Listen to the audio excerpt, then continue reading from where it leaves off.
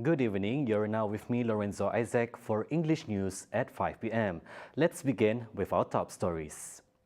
In conjunction with the Gawai Dayak celebration in just a few days, bus tickets to several areas throughout Sarawak from the Kuching route is sold until May 31st. This includes tickets from Kuching to Sibu and Miri.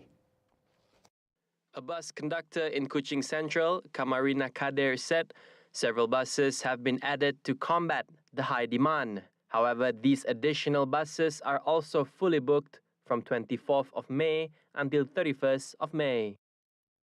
Untuk hari gawai nak sekat itu dari 25 lah sampai 26, 27, 28, 29, 30, 31 semua full tiket. Sampai RM2 bas extra sikit semua. Dua semua penuh. Sama rata, sama. Sini jangan Sibu ke Miri ke sini semua. Semua penuh. Kenanya pergi Sibu RM4 extra, semua penuh. Meanwhile, bus ticket prices still remain the same as before, except for rides to Kapit, Kanowit, and Song. Eva Express bus ticket supervisor Bia Sangau said bus ticket sales are much higher as compared to the previous year during the pandemic. Semua destinasi semua ada lah. Sampai Miri semua ada. Semua penuh. Harga tiket macam biasa. Macam biasa. Semua tempat semua macam biasa. Karena bas kami belum sampai Kapit. Sibu RM60. Macam ke Miri RM109. Bintulu RM83. Mukah RM82. As Sarawak moves into greater use of digital economy, unexpected and unfavorable situations may happen. However, it's only through this situation where e-commerce can grow even better. According to a press release by the management of Sarawak Information Systems, a small fire broke out at the Sarawak Information Systems Science at around 7:15 p.m. on Thursday, May 26, therefore causing many digital services under the Sarawak government, like ASPay Global and the D-Bazaar application, to be downed. Founder of D-Bazaar, Kent Kaur, said, one of the downsides of e-commerce is that it requires connectivity access, which may cause problems when the main system breaks down. One thing bad about e-commerce is, heavily depending on the internet. Meanwhile, Kaur mentioned improvements that could be looked into, including building more data centers and increasing resources. In the Western country, a lot of the big companies like Amazon's web service, they have multiple data centers. So in case one system is down, another one can pick up. In a recent interview with the State Economic Planning Unit Director, Dr. Muhammad Abdullah Zaidel, ASPay Global is expected to be back online by midnight. Additionally, the ASPay Global Communication Manager addressed their apologies to all the users and merchants, asking them for their patience and understanding. One thing about e-commerce or anything that's online is you just have to do it and then keep improving. I know a lot of people are disappointed. I guess this is part of the journey that we have to go through. Even for D-Bazaar, we have to go through many things. A lot of things that after we do it, then we learn and we keep improving. And just hope that everybody can understand and continue to support the government in moving towards digital economy. A committee is set to revise the allowance for elected representatives who attend the State Legislative Assembly Dun sitting. Deputy Premier of Sarawak, Datuk Sri Dr. Sim Kui Hian, said the committee will take into consideration of the current needs. Dr. Sim said there had not been any adjustments to the Dun sitting allowance of 50 ringgit per day since 1980. What's important is that consideration we must build in a time frame. I mean, like every 5 years or every 10 years or what. I mean, it cannot be like the current time is, I think, since 1980s. Yeah, I think they said it's since 1980 yesterday because I didn't hear properly. Yeah, I mean, you guys look out on the handset lah. I mean. He was commenting on Premier of Sarawak, Datuk Patinggi Tan Sri Abang Johari Tun Openg, who had agreed in principle last night to increase the allowance for members of the August House who attend the sitting. Dr. Sim said this after observing local media practitioners being administered second COVID-19 booster doses at Batukawa Health Clinic on Friday. The local community should be permitted to venture into the crocodile skin and meat industry as a way to control the population of the reptile in Sarawak. Minister in the Prime Minister's Department, Datuk Sri Dr. Wan Junaidi Tuanku Jaafar, said this must be carried out with control and guidance from the authorities so that the community could participate in this industry that grows billions of ringgit in profits globally. Wan Junaidi is in the opinion that a system must be created to enable local residents to participate in controlling the population of the reptile, which would also provide economic returns to the community. He was responding to the two recent attacks involving a 5-year-old boy in Kampung Nyabut, Telaga Air, Kuching last Saturday, and a 56-year-old man in Sungai Ahong, Kampung Kangka, Lundu last Thursday. Wan Junaidi, who previously held the post of Minister of Natural Resources and Environment, said he succeeded in removing Sarawak from Schedule 1 to 2 of cities during a conference in Johannesburg, South Africa in 2016, following concerns over the overpopulated crocodiles in the state. Wan Junaidi, who is also a Santubong Member of Parliament, added that with Sarawak in Schedule 2, the authorities can catch and kill crocodiles periodically and systematically to reduce their numbers without causing extinction.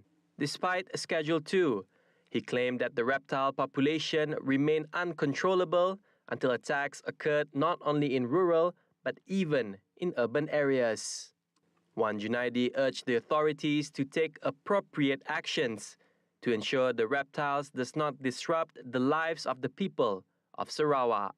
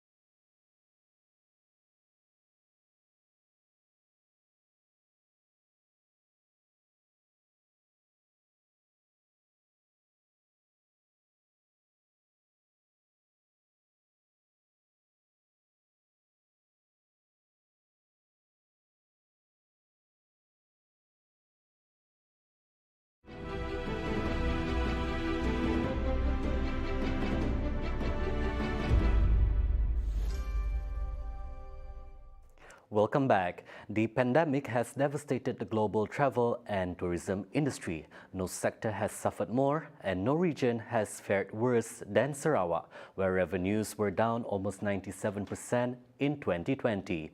This year, many countries are eagerly trying to win back visitors, yet they face stiff competition from the great outdoors and ongoing international restrictions on travel. The reopening of borders in Sarawak brought great hope to tourist destination.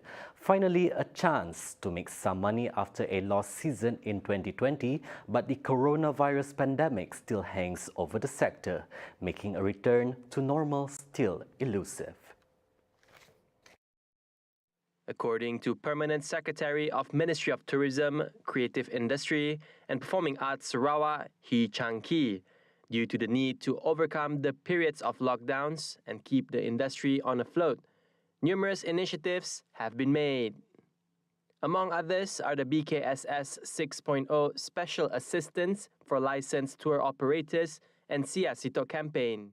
The business event sector, also we have a lot of homegrown events incentives. You can't go out, people cannot come in, but we have events, meetings going on within Sarawak. So those are the things that how we help the economic sector during the pandemic period, including capacity building, workshops, trainings, and so on. He said all these initiatives received overwhelmingly good responses from locals, stating that if the Sia Sito Sarawak campaign proved anything, it will be the importance of domestic tourists in reviving tourism. Meanwhile, with the reopening of the country's borders to international visitors, he strongly believed that international arrivals would greatly increase in view of traveling being made easy without the hassle of quarantine for those who had completed their COVID-19 vaccination. By end of last year, I think we still have only about 214 flights by November last year, which is still very much less than pre-pandemic flights frequency, which was about 600 plus. Right? So we gradually increase. Right? So as we open our border on the 1st of April that day, our flight frequencies have increased to 600 plus per week into Sarawak. That is very, very close. I would say 90% has recovered the frequencies compared to 2019. He also hoped that international flights connecting the state with Pontianak in Indonesia and also Brunei could resume soon. Moreover, Sarawak is set to see increased air connectivity with more destinations in Peninsular Malaysia as Sarawak Tourism Board (STB) and Malaysia Aviation Group (AVG) embarked on a year-long partnership to promote Sarawak as a tourist destination in 2022 through the Sia Sito Sarawak Plus Interstate Travel campaign. He said so in an exclusive interview with TVS on Thursday.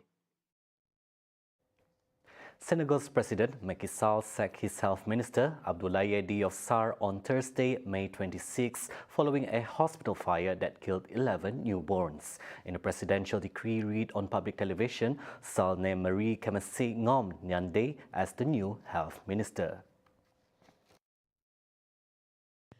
NDIA formerly served as the Director General of Public Health.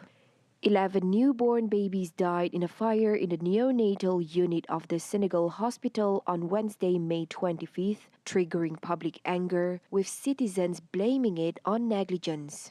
Sarr, who was in Geneva attending the annual assembly of the World Health Organization (WHO), had to cut his visit short following the incident.